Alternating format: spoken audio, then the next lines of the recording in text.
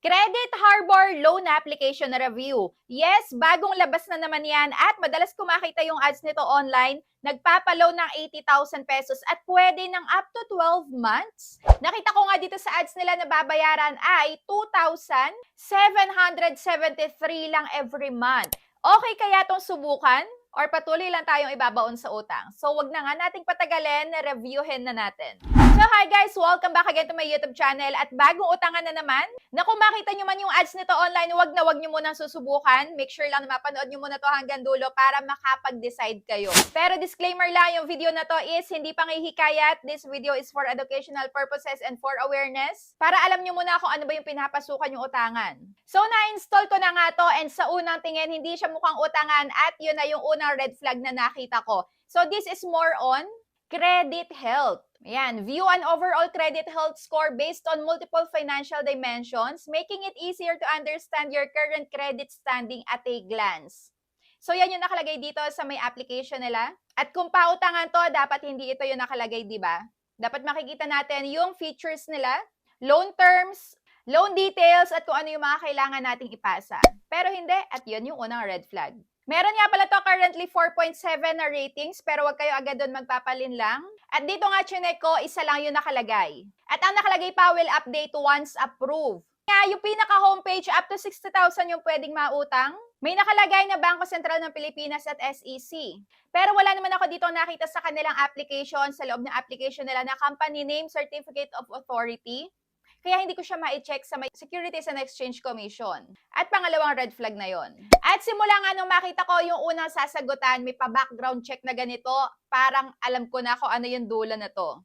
At hindi nga ako nagkamali. So dito nga sa may Credit Harbor, kagaya siya nung mga na-applyan ko na nung nakaraan, yung mga nagawan ko na ng review at yung pinaka-ending nito, lalabas ang Quick Pesa.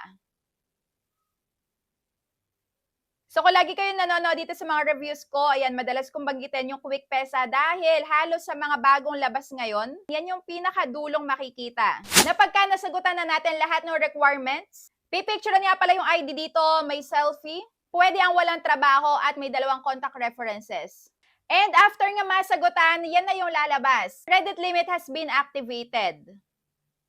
You have obtained the credit limit and can now request a loan on the main page. Pero nga ito, after kong applyan, so na-offeran ako ng 3,000 pesos, hindi pala siya automatic offer dahil submitted na pala. So yes, submitted na agad yung nakalagay. And ito nga yung kagaya ng nakaraan credit proof, credit beacon, pang-5 na yata to na puro Quick Pesa yung lumalabas. So dito nakapag-request na daw agad-agad ng isang product, which is 3,000 pesos. At pagka doon na-approve na yan, automatic, pasok agad doon sa may e-wallet or bank na inilagay natin.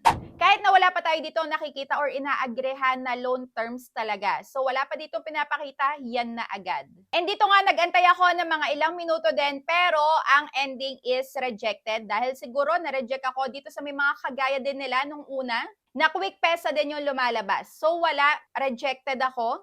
At dito, hindi nga siya buong matatanggap. Nag-search ako online kung meron na ba nakapag-try nitong Credit Harbor, so wala pa naman. Pero dito sa kagaya na Credit Beacon, may nag-share nga na experience at ang sabi is, kaka-register ko lang dito sa Credit Beacon pero wala akong ina-apply na loan. Bigla na lang ako nagkaroon ng loan, ang matindi 6 days lang babayaran na. May malaking kaltas pa, ano kaya yung pwedeng gawin? So ayan, yes, tama, 6 days lang, short term lang. At hindi nga totoo yung up to 12 months to pay. At isa pa, yung kanya daw under review, wala pa naman siyang kino-confirm. So paano pa daw masoli yung pera? Yung ganitong sitwasyon, nakapag-try na ako, nag-auto-disburse kahit na wala pa akong inaagrihan. Buti na lang yung na-try ko na yon is medyo mabait, kaya pinasoli sa akin kung magkano lang yung natanggap ko. Pero sa ganito, 50-50 pa din, hindi natin sure talaga kung tatanggapin nila dahil wala pa nga nakakapagsabi dito kung tanggap ba na isasoli na lang nila yung pera. Dahil medyo malaki nga yung kaltas. So sa may 3,000 pesos din na offer sa kanila, 1,800 lang yung matatanggap at 6 days to pay. So kayo, okay ba kayo dito? Down below ko na itry nyo na din itong Credit Harbor. Pero para sa akin, hindi ko siya may re-recommend dahil medyo marami tayong red flags na nakita dito. Pero kung na-try nyo na to, comment down below din kung ano ba yung na-experience nyo, magkano yung na-offer sa inyo, magkano yung kaltas, at kung meron din bang pananakot.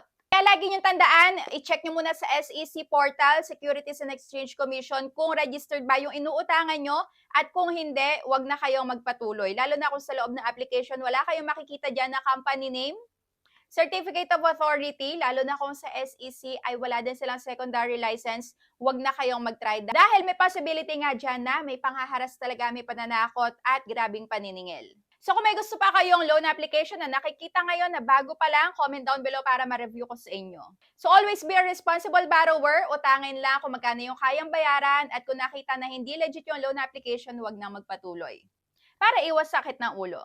So that's it for today's video. Lagi nyong tandaan na maraming mga loan application na hindi legit. Suriin nyo muna kung talagang okay yan at mapagkakatiwalaan. So bago tayo mag-end, share ko muna sa inyo itong ginagamit ko nga na Ugreen na power bank.